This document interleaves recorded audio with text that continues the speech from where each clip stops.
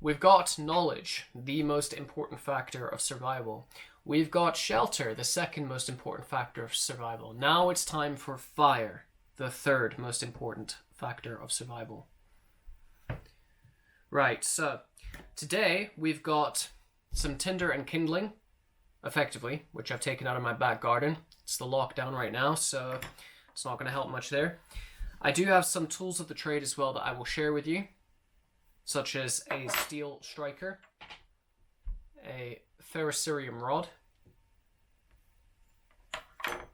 matches, lighter, and also, of course, good old hexamine. So I'll take you through all that just now, and yeah, let's go from there. Starting off with the most common, readily available source of fire lighting, a lighter. I don't think I need to explain much about using a lighter to you. The only thing I'd make sure is that it's cheap, easy, disposable, and a bright color so you can see it if it happens to get thrown across the forest floor. Make sure it's not green. Yeah, there ain't a hell of a lot more to tell you about lighters. Pretty self-explanatory. Matches. Alright, any standard box of matches will do. This one has become very worn out. I will say, this has experienced now what has been years of use, believe it or not. I've actually used this over the last few years, and so much so that the striker is almost not working anymore. So, I may well have to resort to just using a lighter.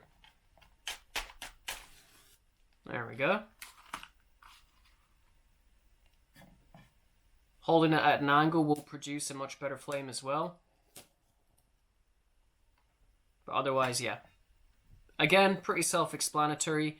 Hitting it at an angle does make for much easier ignition. Holding it upwards, like so, means that the flame is less likely to burn your fingers as flame does travel upwards. Happy days. And hexamine, an absolute godsend in the field. Hexamine is an incredibly useful substance that will burn and burn and burn. A small tablet like so, that will last you maybe 5 minutes if you're lucky. But guys, try and keep an eye out for the square ones, because a single one of these will burn for up to 20 minutes. Okay? And at least you can break them apart, you can split them into quarters if you so desire, which will burn for about 5 minutes as well. You can also crumble them into a dust for a very, very quick, fast burn.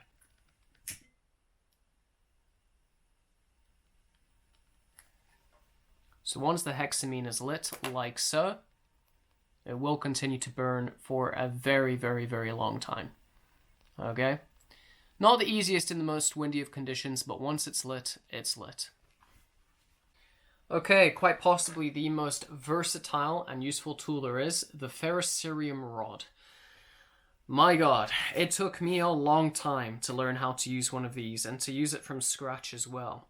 Essentially, I'm going to make it really simple for you. The only thing that you need to know when using one of these is that the smaller, more fibrous material you use to ignite, the easier this is going to be. So something with very, very thin or fine hairs like feathers, which I'm using here, something like the shavings off of live birch bark with very, very flammable resinous oils within, are an incredibly easy way to use one of these. You cannot use one of these if you're literally just striking it against any old kind of wood, such as that. You need something with a lot of surface area, something with very, very fine particles in order to actually use this effectively. Stand up for this one.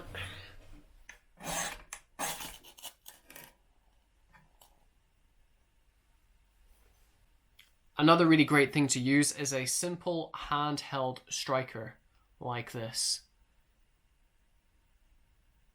If you can find any quartz or flint within the field, and that's an absolutely great thing to have on your person. This is how your ancestors used to make fire. An absolutely fantastic thing to have. Would highly recommend you at least just keep that on you.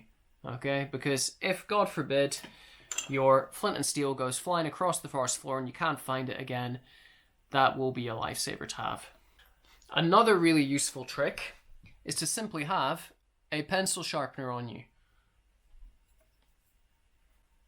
It really is an absolute joy, I have to say, just for the ability to create some fine shavings which will easily catch a spark and ignite quite well. It is a joy. It makes a chore an absolute dream.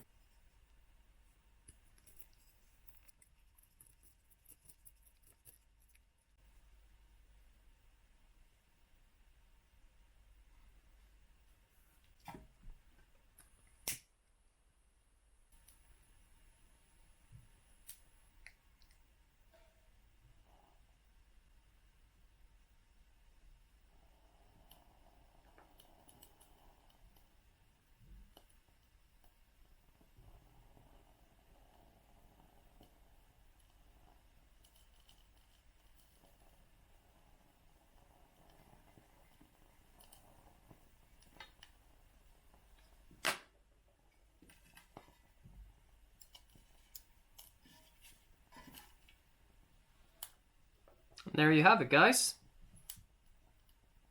Easy game, easy life. And just because I know some of you wanted to see the hexamine at play,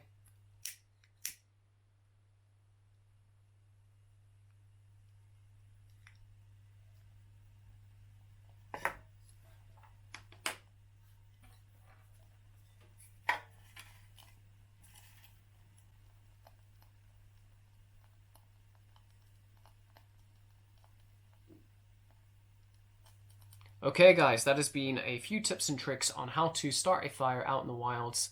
Treat it safe, treat it responsibly, have fun, and at least you know what to do in an emergency situation.